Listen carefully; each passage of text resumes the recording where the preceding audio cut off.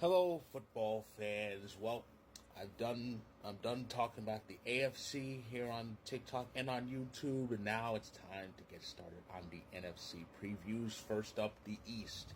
Always interesting. So yeah, the NFC East, a lot of interesting storylines there. Wow, there's two main ones, but we have to go through the entire meat and potatoes of it all. So let's not dilly-dally anymore.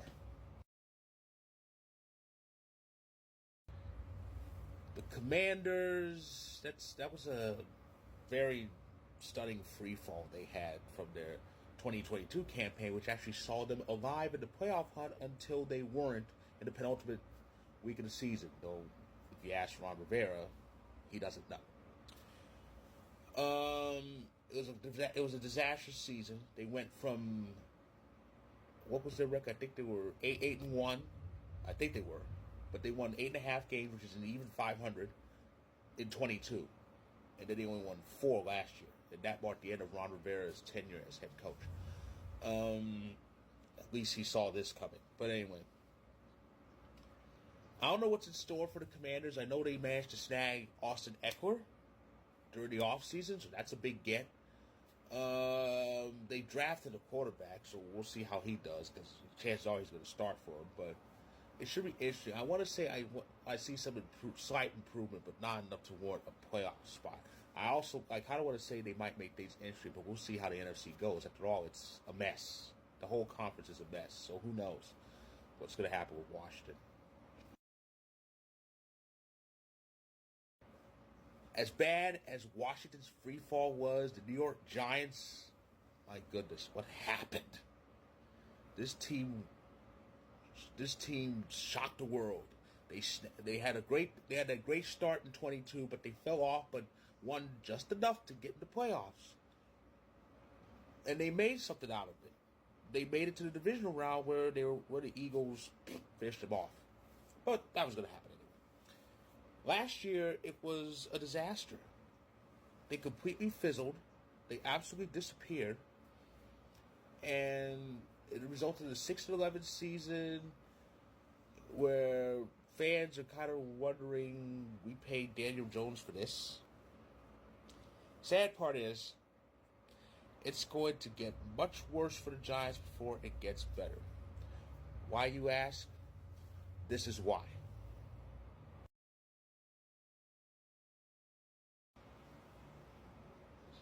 The Eagles snagged Saquon Barkley. That's why the Giants are screwed. Yeah, the Eagles got their revenge. After all, it was the Giants that ended their Eagles' chances of winning the division. So the Eagles decided, let's take the Giants running back. Oh boy! So it's going to be interesting for the Eagles because we all know how last year ended for them. They were 10-1 on top of the world. It looked like they were going to get the number 1 seed outright. Then something happened. They just fell off. This team all of a sudden went from beating the Chiefs in a Super Bowl rematch in Arrowhead to losing to teams like the Giants in the final week, the Cardinals, and just pretty much everybody under the sun. It was a mess. They ended up going 1-5 in their final 6 and lost the division, and then they got smashed in the playoffs by a barely above average Buccaneers team. That is not good at all. But Saquon should solve a lot of the problems. He should solve it. They got a really hardcore running back. That should really fix things. I do hope the Eagles still do that tush push though. And I say that even though my Packers face them to start the season. But I do hope we still get that tush push, even with Jason Kelce retired. I love that brotherly show. People complain about it, but it's amazing. Other teams try to copy it, so must be fun. But yeah, Eagles should really kind of take over that division this year. Oh, Cowboys. What in the hell are you going to do this year? Seriously. I mean, I don't know what the hell they're trying to pull. I mean, When you end your season losing in the playoffs to a Packers team that was put together by Scotch tape and was just happy to be in the playoffs somehow, that's a sign telling you need to fix some things. Doing absolutely nothing in free agency fixes nothing. Even worse, bringing back Ezekiel Elliott, who's burned out, definitely fixes nothing. What the hell are they doing? It's a disarray. It's a complete disarray. The fans are tired of Dak Prescott for some reason, even though he's leading that team. CeeDee Lamb is unhappy. Mike McCarthy is still the coach, but he won't be there. He won't be there for long. This is last year's contract, and many say he's going to be out there. Many say he's going to be out there after this upcoming year. Plus, even though I've been a very, very strong critic of McCarthy, that playoff mess was not his fault. It was a team effort to really suck that bad. But it's a complete mess. I mean, the defense is good, but they can't do everything.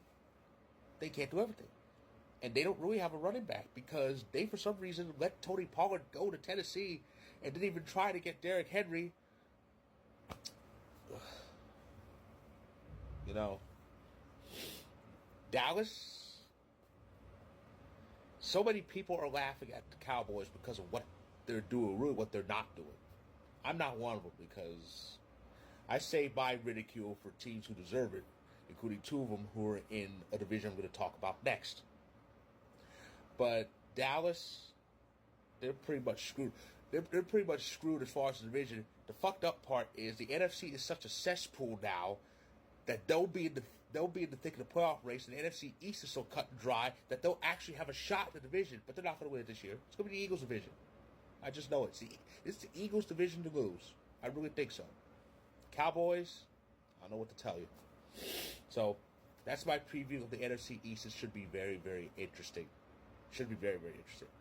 So if you like this video, click the like button. If you're on YouTube, click subscribe if you want more. If you're on TikTok, feel free to hit that follow button. My story about the NFC East will be featured. Check it out where you can. I'll be back to get the rest of the divisions over with the next one being that great NFC North. So stay tuned.